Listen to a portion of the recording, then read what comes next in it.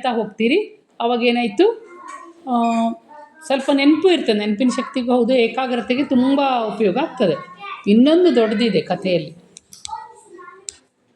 ಕಥೆಗೂ ಗಣಿತಕ್ಕೆ ಸಂಬಂಧ ಇದೆ, ಗೊತ್ತಾ ನಿಮಗೆ? ಗೊತ್ತಿಲ್ಲ?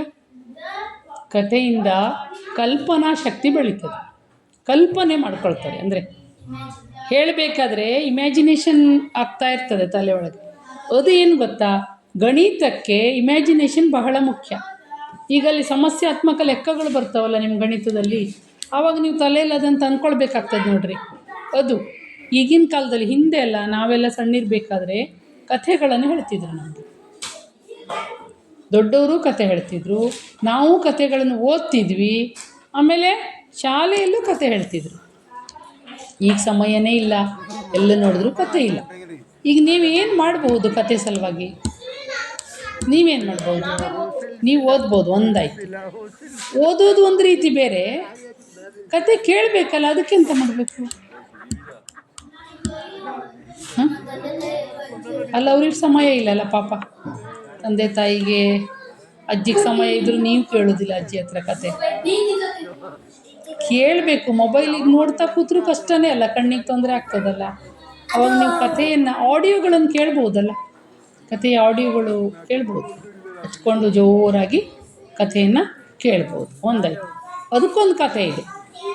ಒಂದು ಅಪ್ಪ ಹೇಳಿದ್ದೆ, ಅಪ್ಪ ಏನು ಮಾಡ್ತಾನೆ, ಒಂದು ಮಗುವಿಗೆ ಕಥೆ ಹೇಳ್ತಾ ಇರ್ತಾನೆ. ದಿವಸ ಒಂದು ಕಥೆ ಹೇಳ್ತಾ ಇರ್ತಾನೆ, 300 ಕಥೆ ಆಗ್ತದೆ. ಅಮ್ಮ ಕೇಳ್ತಾ ಇರ್ತಾಳೆ, ಎಂತ ದಿವಸ ಕಥೆ ಹೇಳ್ತಾರಲ್ಲ ಅಂತ. ಅಮ್ಮ ಕೇಳ್ತಾಳೆ, ಏನಂತ?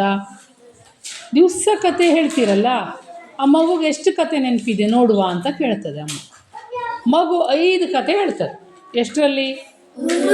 300 ಕಥೆ ಹೇಳಿದ್ರು ಮಗುಗೆ ಬರೋದು 5 ಕಥೆ. ನೀವೆಂತಕ್ಕೆ ಸುಮ್ಮನೆ ದಿವಸ ಕಥೆ ಹೇಳ್ತೀರಿ ಅಂತ. ಆವಾಗ ಅಪ್ಪ ಹೇಳ್ತಾನೆ, ಒಂದು ಆ ಚಹಗಾಳಿಸುವ ಹುಟ್ಟಿರ್ತದಲ್ಲ, ಅದನ್ನು ತಗೊಂಡು ಬಂದು ನೀರಿನ ಕೆಳಗೆ ಹಿಡಿತಾನೆ, ನೀರಿನ ನಲ್ಲಿಗೆ ಹಿಡಿತಾನೆ. ಆ ನಲ್ಲಿಯಲ್ಲಿ ಏನಾಯಿತು, ನೀರು ಬಿದ್ದು ಬಿದ್ದು ಬಿದ್ದು ಬಿದ್ದು ನೀರಲ್ಲಿ ಉಳಿಯೋದಿಲ್ಲ. ಉಳಿತದೆ ನೀರು?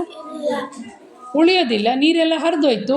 ಆದರೆ ನೀರೇನಾಯಿತು, ಇದೇನಾಯಿತು, ಗಾಳಿಸೋ ಹುಟ್ಟೇನಾಯಿತು, ಏನಾಯಿತು? ನೀರಿನ ಬುಡಕ್ಕೆ ಹಿಡಿದವಾಗ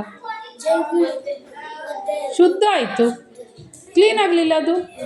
ಹಂಗೆಯ ಕಥೆ ಕೇಳೋದ್ರಿಂದ ಮನಸ್ಸು ಶುದ್ಧ ಆಗ್ತದೆ. ಕಥೆ ನೆನಪಿಲ್ದ್ರೂ ಇಲ್ಲ, ಮನಸ್ಸೇನಾಯಿತು, ಶುದ್ಧ ಆಗ್ತಾ ಹೋಗ್ತದೆ ಅಂತ ಅಪ್ಪ ಉದಾಹರಣೆ ಕೊಡ್ತಾರೆ. ಹಾಗೆ ನೀವು ಕೂಡ